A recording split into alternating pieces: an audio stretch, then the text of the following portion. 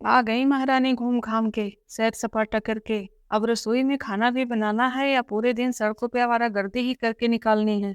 दोपहर के 12 बज गए हैं, अभी तक खाने की कोई तैयारी नहीं की। वैसे भी आज मेरे मायके से मम्मी पापा और भाई भाभी उनके बच्चे आने वाले हैं, तो सबके लिए खाना बनाना है। कब से तुम्हारा इंतजार कर रही थी। पता नहीं रोज रोज सड़कों पर क्या खाक छानने जाती हो। कितनी बार कहा है वह बुढ़िया अब तुझे नहीं मिलेगी। इतनी बड़ी दुनिया है, पता नहीं किस कोने में बैठी होगी और जिंदा भी होगी या नहीं। कितनी बार तुझे समझा दिया है, लेकिन फिर भी रोज सुबह शाम उसे खोजने के लिए निकल जाती हो। भाभी रसोई में खाना बनाना है, मैं जाती हूँ, लेकिन माँ के बारे में ऐसा मत बोलो। वह जहाँ भी होगी एक ना एक दिन मैं उसको जरूर खोज निकालूंगी। आखिर कहाँ जाएगी अपनी बेटी को छोड़कर। पता नहीं बुढ़िया कहाँ चली गई है। अच्छा है चली गई, तो भी उसके साथ चली जाती। भाभी की बात सुनकर के शांति कहती है, भाभी अगर मैं चली जाती तो तुम्हारे घर का काम कौन करता, खाना कौन बनाता। कम से कम मेरी वजह से आपको दोनों समय का खाना तो बना बनाया मिल रहा है। शांति की बात सुनकर सोनाली के तन बदन में आग लग जाती है। सोनाली शांति के बाल पकड़कर खींचते हुए कहती है, बहुत दिमाग खराब हो गया तुम्हारे। जुबान भी बहुत चलने लगी है, कैंची की तरह कच कच कच कच जबान चलाती हो। आज इसको मैं काट ना दिया तो फिर कहना, बहुत घमंड है ना अपने लंबे बालों पे। काट ना दिया तो कहना। भाभी मेरे सर में लग रही है, मेरे बालों को छोड़ो, बहुत तेज दर्द हो रहा है। कमरे में बैठे हुए अपने भैया को शांति आवाज देती है, भैया बचाओ, देखो भाभी मेरे साथ क्या कर रही हैं। जल्दी से बाहर आओ और मुझे बचाओ भैया बचाओ। शांति की आवाज सुनकर कमरे से मुकेश निकल कर आता है, कहता है, क्या है शांति, क्यों चिल्ला रही हो। भैया आप देख नहीं रहे हो भाभी किस तरह से मेरे बालों को खींच रही हैं। जल्दी से मेरे बालों को छुड़ाओ। जरूर तुमने ही कुछ किया होगा, उल्टा सीधा जवाब दिया होगा। अपनी भाभी के लिए तो तुम्हारी जुबान बहुत चलती है। मैं कुछ नहीं कहूँगा। कल को पराए घर जाना है, थोड़ा सा भाभी से सहूर सीख लो, वरना ससुराल जाकर मेरी नाक कटवा दोगी। इतना कहकर मुकेश घर से बाहर निकल गया। बड़ी मुश्किल से शांति सोनाली के हाथों से अपने बालों को छुड़ाती है, लेकिन फिर भी शांति के बहुत से बाल सोनाली की मुट्ठी में टूटकर बंधे रह गए। आंखों में आंसू भरकर शांति भाभी से कहती है, भाभी आज आपका समय है, मेरे साथ जितना भी बुरा करना है कर लो, लेकिन एक वक्त ऐसा आएगा जब मैं आपसे भी ताकतवर हो जाऊंगी और आप देखती रह जाएंगी। आज मैं आपके घर के सारे काम कर रही हूँ, खाना बना रही हूँ, लेकिन एक समय ऐसा भी आएगा जब मैं बैठकर खाऊंगी और आप खाना बनाकर खिलाएंगी। हंसते हुए सोनाली कहती है, रस्सी जल गई लेकिन अकड़ नहीं गई। ऐसा कभी नहीं होगा, सपने में भी नहीं हो सकता। ख्याली पुलाव पकाने के लिए अच्छा है, लेकिन ऐसा कभी हो नहीं सकता। अब जल्दी से रसोई में खाना बनाओ, मेरे मायके वाले लोग आते ही होंगे।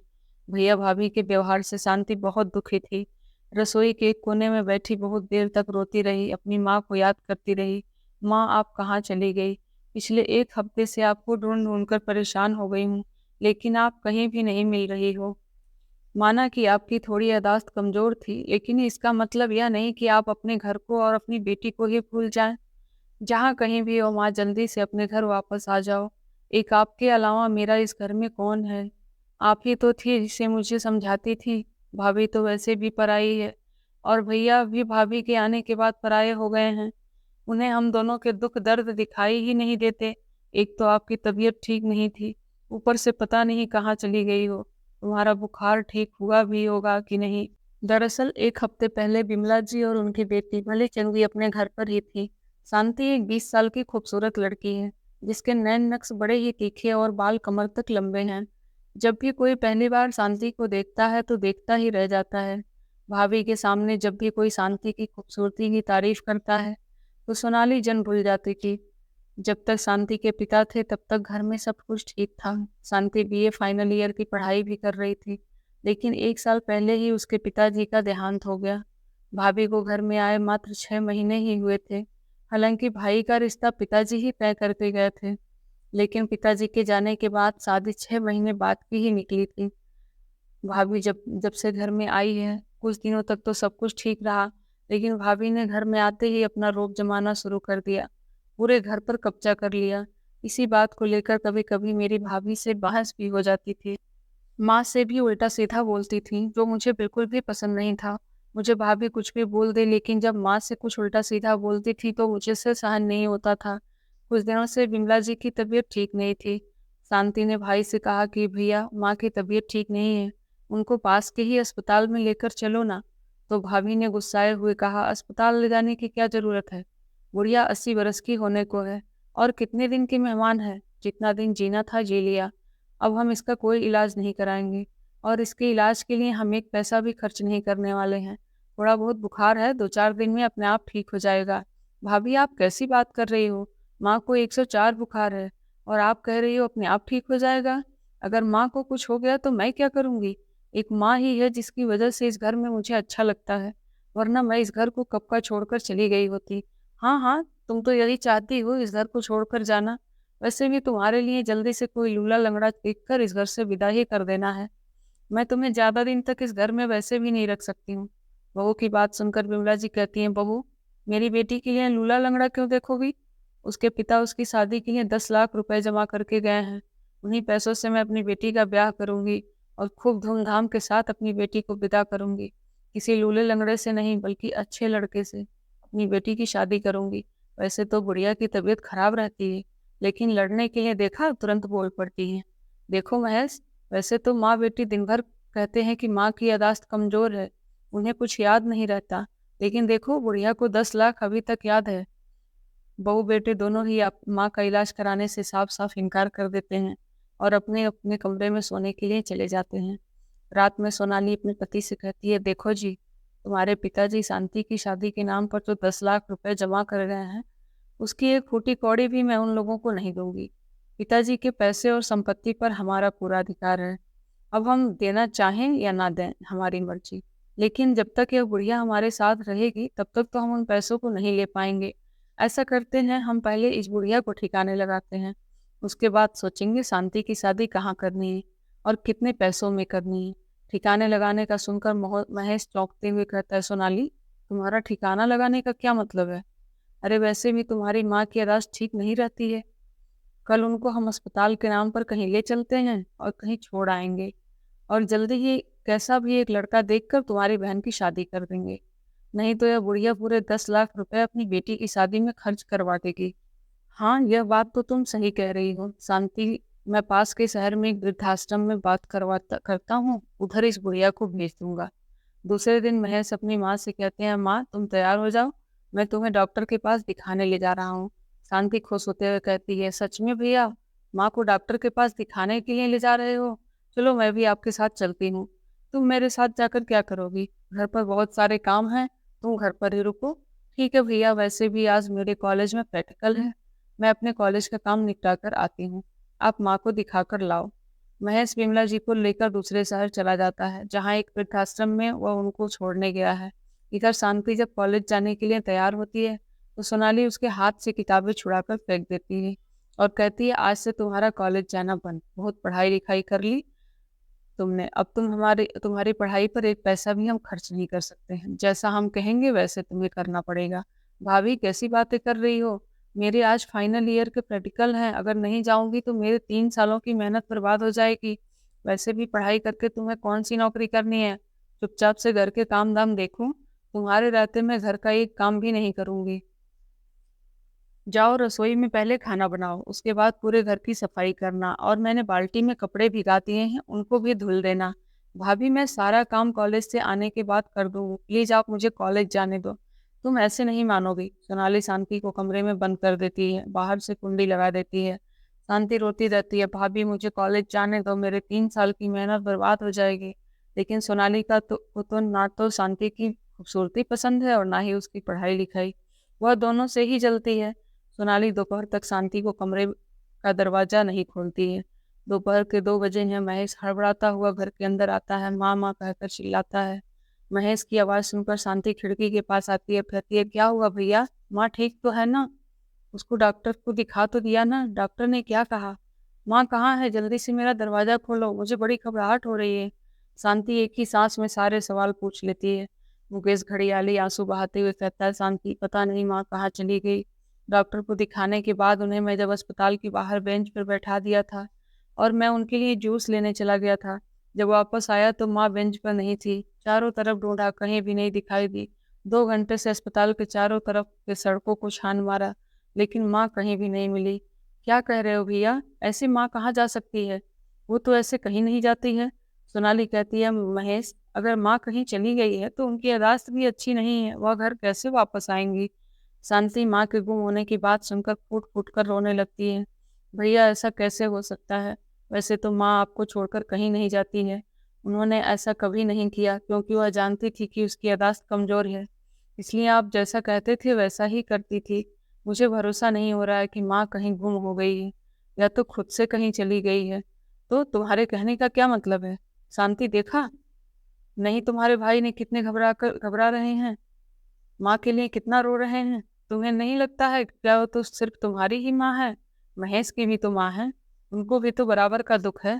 शांति अपने सूट का दुपट्टा लेकर तुरंत ही अस्पताल के सड़क को छानने लगती है। कहीं उसकी माँ दिख जाए, कहीं उसकी माँ नजर आ जाए। लेकिन माँ कैसे दिखेगी, क्योंकि उसका भाई तो उसको दूसरे शहर के वृद्धाश्रम में माँ को छोड़ आया है। लेकिन आरती ने अपनी माँ को ढूंढने की आशा नहीं छोड़ी। आज उनको गए पूरे 1 हफ्ता निकल गया, फिर भी वह रोज उस अपने ही शहर के हर एक गली को देखती है, हर एक गली में अपनी माँ को ढूंढती है कि कहीं भी उसकी माँ नजर आ जाए। अगर दूर से भी किसी बूढ़ी औरत को देख लेती है तो भागकर उनके पास जाती है। आज पूरा 1 हफ्ता हो गया शांति को उसकी माँ न मिली। तभी रसोई में सोनाली आती है और कोने में शांति को बैठा हुआ देखकर कहती है, ओ महारानी, अभी तक आराम फरमा रही हो? मेरे मायके के सभी लोगों के आने का समय हो गया है और तुम अभी तक बैठी हो, कुछ भी काम नहीं किया। जल्दी से उठो और जल्दी जल्दी हाथ चलाओ और सारा काम निपटाओ, नहीं तो इससे बुरा कोई नहीं होगा। शांति को अपने भाभी भैया से बड़ी ही नाराजगी है। एक तो माँ का पता नहीं चल रहा है, दूसरा भाई भाभी ने उसकी पढ़ाई भी छुड़वा दी है, जबकि उसकी पढ़ाई करने का बहुत मन है। वह पढ़ लिख कर कुछ बनना चाहती है, कुछ करना चाहती है। शांति जल्दी जल्दी उठकर रसोई में खाना बनाने लगती है। थोड़ी देर में ही उसकी भाभी के मायके वाले आ गए। सोनाली शांति को ऑर्डर देती हुई कहती है, सारा खाना डाइनिंग टेबल पर लगा देना और हम सब लोग साथ में बैठकर खाना खाएंगे। तुम्हें सर्व करना पड़ेगा, हम लोगों के साथ खाना खाने के लिए मत बैठ जाना। ठीक है भाभी, मुझे वैसे भी आप लोगों के साथ बैठकर खाना खाने में कोई दिलचस्पी नहीं है। दो टुक सा जवाब शांति अपने भाभी को दे देती है और शांति के यही जवाब सोनाली को तीर की तरह चुभ जाते हैं। उसे शांति का यह स्वाभिमानी रूप बिल्कुल भी पसंद नहीं है और इसीलिए वह बात बात पर शांति की बेइज्जती करने पर तुली रहती है। सभी लोगों के खाना खा लेने के बाद सोनाली शांति से कहती है कि बाहर वाले कमरे में ड्राइवर बैठा है, उसको भी खाना परोस दो। बाहर वाले कमरे में शांति जब ड्राइवर को खाना देने जाती है तो एक 25-26 साल का नौयुवक कुर्ता पजामा और गले में साफी डालकर बैठा हुआ है, पैरों में हवाई चप्पल पहने है। शांति उसे खाना दे आती है। जब वापस आई तो अपने सभी मायके वालों के सामने सोनाली कहती है, क्यों शांति, लड़का तो पसंद आया ना तुझे? भाभी आप क्या कह रही हो, मुझे कुछ समझ में नहीं आ रहा है। तो सभी मायके वाले खिलखिलाकर हंस पड़ते हैं। सोनाली की माँ कहती है, सोनाली के कहने का मतलब है कि जिस ड्राइवर को तुम अभी खाना देकर आई हो उसी के साथ सोनाली ने तुम्हारा रिश्ता तय कर दिया है। अगले 8 दिनों में तुम्हारी शादी है। भैया भाभी ऐसा नहीं कर सकती हैं, मैं इतनी जल्दी शादी नहीं कर सकती। अभी तो मुझे माँ को ढूंढना है। जब मेरी माँ वापस मिल जाएगी तभी मैं शादी करूंगी। मैं माँ के बिना शादी नहीं करूंगी। मुकेश चिल्लाते हुए कहता है, अगर माँ नहीं मिली तो क्या तुम पूरी जिंदगी शादी नहीं करोगी? और वैसे भी माँ की इतनी उम्र हो गई थी, शहरों में इतने सारे गाड़ी वाहन चलते हैं, पता नहीं कहीं टकरा गई होगी, क्या हाल हुआ होगा, वापस आएगी भी या नहीं। अगर वह कभी वापस नहीं आई तो क्या तुम कभी शादी नहीं करोगी? अब हम तुम्हारे बड़े भाई भाभी हैं, हमारी बात तुम्हें माननी पड़ेगी। अगर तुम बात नहीं मानोगी तो निकल जाओ इस घर से, हम तुम्हें अपने साथ नहीं रखेंगे। एक तो हम अपने भाई भाभी होने का फर्ज अदा कर रहे हैं, ऊपर से हमें ही नखरे दिखा रही हो। बेचारी शांति को अपने भाई भाभी और उसकी मायके वालों के सामने एक न चली। हफ्ते भर में मुकेश और सोनाली उसकी शादी प्रदीप से करा देते हैं। विदाई के समय शांति बहुत रोई थी, क्योंकि उसे अपने माँ की बहुत याद आ रही थी। आज उसकी माँ उसके साथ नहीं है। पिता तो पहले ही छोड़कर चले गए थे। भाई भाभी ने भी बाहर वाला समझकर उसे घर से निकाल दिया और शादी के बाद कभी दोबारा शांति को नहीं बुलाया। उसका मायका पूरी जिंदगी के लिए छूट गया। विदाई के समय पर सोनाली ने कहा था कि अब तुम्हारा इस घर से कोई रिश्ता नहीं है। अब जिस घर में तुम्हें ब्याहे ब्याहे हैं उसी घर में पूरी जिंदगी रहना। हमारे घर में पलट कर आने की जरूरत नहीं है। ठीक है भाभी, मैं आज से आप लोगों के घर आना नहीं चाहती हूँ। अब इस घर में मेरी माँ नहीं है तो मेरा मायका भी नहीं है। आज जाते-जाते शांति का जवाब फिर से सोनाली को चुभ गई। शादी के बाद भाई-भाभी ने शांति से कभी कोई रिश्ता ही नहीं रखा, कभी बुलाया नहीं, चलाया नहीं। कुछ दिनों बाद सोनाली मुकेश से कहती है, चलो अच्छा हुआ बुढ़िया भी चली गई और फोकट में उसकी बेटी का ब्याह भी हो गया। अब 10 लाख रुपए हमारे हुए। अब हम इन रुपए से एक कार खरीदेंगे और फिर घूमने के लिए चलेंगे। शांति के घर से जाने के 6 महीने के बाद ही मुकेश का एक बहुत बड़ा एक्सीडेंट हो जाता है, जिससे उसके दोनों पैर कट जाते हैं। वह पूरी तरह से चलने फिरने में असमर्थ है। मुकेश के इलाज में सोनाली की सारी प्रॉपर्टी भी बेचनी पड़ जाती है। आज जब सोनाली के ऊपर मुसीबत पड़ी तो उसे अपने जेवर, मकान सब कुछ बेचना पड़ गया। तब जाकर के मुकेश का पूरा इलाज हो पाया। ऑपरेशन में बहुत सारे पैसे खर्च हो गए थे। पूरे साल इलाज चला था। दिल्ली के एम्स जैसे अस्पताल में हर महीने 2-2 3-3 चक्कर लगाने पड़ते थे। अब तो यह हाल हो गया था कि उसके पास गिने-चुने पैसे होते थे। खाने के लिए भी लाले पड़ने लगे थे। हालांकि साल भर तक मुकेश का इलाज चलने के बाद उसके पैर ठीक हो गए, लेकिन उसके पास संपत्ति के नाम पर कुछ भी नहीं था और जहां पर मुकेश नौकरी करता था उसे नौकरी से भी निकाल दिया गया। इसी बीच सोनाली और मुकेश को एक बेटी भी पैदा हुई, जिसको खिलाने पिलाने के भी लाले पड़ रहे थे। थक हार कर सोनाली अपने पति से कहती है कि वह कुछ काम करना चाहती है, जिससे घर में 4 पैसे आएं और हम दोनों के खाने पीने का इंतजाम हो सके। सोनाली, तुम इतनी पढ़ी लिखी भी नहीं हो, फिर तुम क्या करोगी? मेरे पड़ोस की कुछ औरतें हैं जो शादी ब्याह में पूरे महीने काम करती हैं, मैं वहीं काम कर लूंगी। मुकेश के पास कोई चारा नहीं था। वह घर पर रहकर छोटी सी बेटी को अपने पास रखता और सोनाली शादी ब्याह में पूड़ियाँ बेलने का काम करने लगी। ऐसी मुसीबत के समय सारे रिश्तेदारों ने भी मुंह मोड़ लिया था। 10 दिन बाद सोनाली मुकेश से कहती है कि कल उसे पास के शहर में एक बहुत बड़े सरकारी अफसर के घर खाना बनाने के लिए जाना है। उसके इधर बेटे के पहले जन्मदिन की बहुत बड़ी पार्टी है। मैंने तो सुना है कि दोनों पति पत्नी बहुत बड़े सरकारी अफसर हैं। उनके आगे पीछे बहुत गाड़ियां चलती हैं। उनके आसपास बंदूक लिए लोग घूमते रहते हैं। किसी को घर में बिना जान पहचान के अंदर आने की मनाही है। कॉलोनी के अंदर मुझे सबके साथ पूड़ियाँ बेलने जाना है। मेरे साथ जाने वाली सरिता ने बताया कि दोनों पति पत्नी डीएम और एसडीएम हैं। मैं तो सोच रही हूँ काम होने के बाद उन दोनों के आगे हाथ जोड़कर अपनी बेटी के लिए और आपके इलाज में जो खर्च हुआ है उसके लिए मुआवजा मांग लूंगी और अपनी बेटी की पढ़ाई लिखाई के लिए भी कुछ पैसे मांग लूंगी। वह लोग हमारी आप बीती सुनकर मदद जरूर करेंगे। ठीक है सोनाली, तुम्हें जो ठीक लगे वह करना, क्योंकि अभी तो हम एक एक पाई के मोहताज हैं। अगर कोई हमारी मदद कर दे तो अच्छा है। दूसरे दिन सोनाली ने पूड़ियाँ बनाने के लिए जब उस घर में पहुंची तो घर देखकर सोनाली की आंखें चौंक गई, क्योंकि वह घर नहीं एक बंगला है। बाहर एक बहुत बड़ा गेट लगा है। 2 सिक्योरिटी वाले बंदूक लेकर खड़े हुए हैं। पूरी चेकिंग करने के बाद ही अंदर जाने दिया था। अंदर भी जगह जगह पुलिस बैठी हुई है। बहुत बड़ा पार्क है। एक स्विमिंग पूल भी बना है। लोगों के आने जाने का तांता लगा हुआ था। एक के बाद एक बड़ी बड़ी कार आ रही थी। बड़े बड़े हलवाई खूब खाना बना रहे हैं। तभी उधर एक बुढ़िया आती है और खाने को चेक करती है कि क्या बना क्या नहीं। उस बुढ़िया के एक उस बुढ़िया ने एक महंगी सी कॉटन की साड़ी पहनी है। गले में सोने की चैन है, हाथ में सोने के कंगन है। लेकिन पता नहीं क्यों सोनाली को वह बुढ़िया कुछ जाने पहचाने सी लगती है, इसलिए वह बुढ़िया के पीछे पीछे जाने लगी। सोनाली को तो पता ही नहीं चला कि वह बूढ़ी अम्मा का पीछा करते करते घर के अंदर कब चली गई, क्योंकि खाना तो घर के पीछे वाले हिस्से में बन रहा था। अंदर खड़ा हुआ एक व्यक्ति सोनाली को रोक लेता है और कहता है, आपको किससे मिलना है? सोनाली कहती है, उस बूढ़ी अम्मा से मिलना है। सिक्योरिटी वाला अम्मा जी को आवाज देते हुए कहता है, अरे माता जी, आपसे कोई मिलना चाहता है, जरा इधर तो आना। अम्मा जी जैसे ही सोनाली की तरफ मुड़ती हैं तो सामने अपनी सास को और उसके सास के ठाट बाट को देखकर सोनाली के पैरों तले जमीन खिसक जाती है। भाग कर जाती है और हाथ जोड़कर कहती है, माँ जी आप इधर कैसे? आपको तो तभी पीछे से आवाज आती है, हाँ भाभी, माँ को तो भैया वृद्धाश्रम छोड़ आए थे, तो माँ को तो वृद्धाश्रम में होना चाहिए। माँ के इतने ठाट बाट को देखकर आपके तो होश उड़ गए हैं। सामने आपकी ननद और नंदोई को देखकर सोनाली के आश्चर्य का ठिकाना न रहा। उसे तो समझ ही नहीं आ रहा था कि यह सच है या सपना। ऐसे कैसे हो सकता है? शांति की बात का उसके पास कोई जवाब नहीं था, क्योंकि उसे समझ में आ गया था कि शांति को सब पता चल गया है कि उसके भाई माँ को वृद्धाश्रम छोड़कर आए थे। क्यों भाभी, आपने क्या सोचा था? मुझे पता नहीं चलेगा? आप माँ को वृद्धाश्रम भिजवा देंगी और मैं माँ को नहीं ढूंढ पाऊंगी? मैंने कहा था ना, एक दिन मैं अपनी माँ को जरूर ढूंढ निकालूंगी, और देखो मैं माँ को ढूंढ ली है। लेकिन आप इधर क्या कर रही हैं और आप मेरे घर कैसे आ गई? तभी पास में खड़ा हुआ व्यक्ति कहता, अरे यह तो पीछे खाना बनाने वाली औरत है जो पूड़ियाँ बनाने का काम कर रही थी। इधर तुम क्या कर रही हो? चलो इधर से वापस जाओ।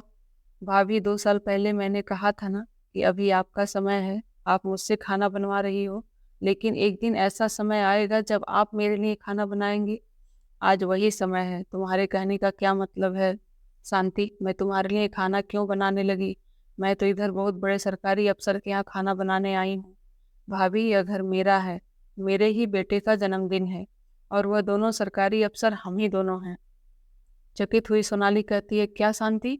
वह दोनों सरकारी अफसर तुम हो? यह कैसे हो सकता है? मैंने तो तुम्हारी शादी से पहले ही पढ़ाई छुड़वा दी थी और तुम्हारी शादी एक ड्राइवर से की थी। भाभी, आप मेरे भगवान नहीं हैं जो मेरी किस्मत लिखें। मेरी किस्मत में पढ़ाई लिखी थी। आपने भले ही मेरी शादी एक रिक्शा वाले के बेटे से की हो, लेकिन वह रिक्शा प्रदीप नहीं चलाते थे।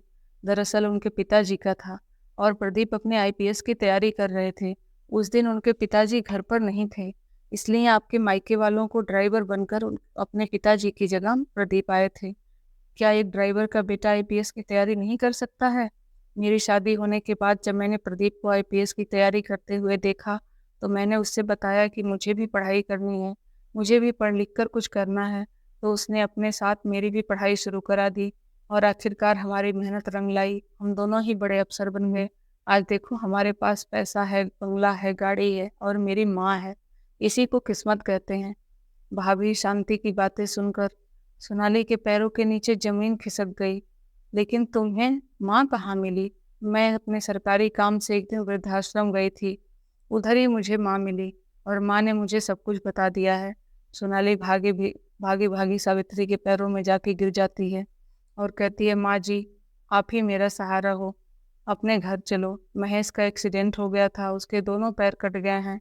मुझे आपकी मदद की ज़रूरत है। आपकी एक पोती भी है, अपनी पोती के ही लिए घर चलो और मेरी कुछ मदद कर दो। आज मेरी परिस्थितियां बहुत बुरी हो गई हैं, ऐसी हो गई हैं कि मुझे दूसरों के घर में जाकर खाना बनाने का काम करना पड़ रहा है। माँ जी, मेरी मदद करो। विमला जी कहती हैं, बहू, तुमने मेरे और मेरी बेटी के साथ बहुत बुरा किया है। बुरा करने में कोई कसर नहीं छोड़ा है और आज जब तुम्हारे साथ बुरा हो रहा है तो हमसे अच्छा करने की उम्मीद कर रही हो। मुझसे यह नहीं होगा। बहू, मेरे पीठ पीछे तुमने मेरी बेटी को एक ड्राइवर के साथ बहा दिया और दोबारा उसकी कभी खबर नहीं ली। यह तो मेरी बेटी की किस्मत अच्छी निकली कि आज वह राज कर रही है, और अगर सच में मेरी बेटी की किस्मत इतनी अच्छी नहीं होती तो पता नहीं मेरी बेटी का क्या हाल हुआ होता। मैं तुम्हारी कोई मदद नहीं कर सकती। तुम्हें अपने ही किए का फल मिल रहा है। बहू, हट जाओ, मेरी नज़रों के सामने से हट जाओ। शांति के ठाट बाट देख करके सोनाली जली कुड़ी जा रही थी। उसे अपनी किस्मत और हालातों पे बड़ा गुस्सा आ रहा था, लेकिन कर भी क्या सकती है। आज उसकी अपनी नंद और सास के सामने कुछ भी कहने की हिम्मत नहीं हो रही है। अपना समूह लेकर सोनाली घर वापस आ जाती है, क्योंकि जो जैसा करता है वैसा फल पाता है। उसने अपनी सास और नंद के साथ जो व्यवहार किया था, आज उसे उसी की सजा मिल रही है। और अब तो उसकी सास नंद के ऐसे ठाट बाट देखकर पूरी जिंदगी जलती कुढ़ती रहेगी। तो दोस्तों, जो जैसा करता है वह वैसा भुगत के जाता है। यही प्रकृति का नियम है। इसलिए हमेशा हर किसी के साथ अच्छा करने की कोशिश करें, क्योंकि प्रकृति का एक नियम है कि जो हम दूसरों को देते हैं बाद में हमें वही प्राप्त होता है। तो दोस्तों, आपको आज की हमारी कहानी कैसी लगी? अगर वीडियो पसंद आई हो तो कृपया लाइक करें। चैनल पे नए हैं तो चैनल को सब्सक्राइब करें। धन्यवाद।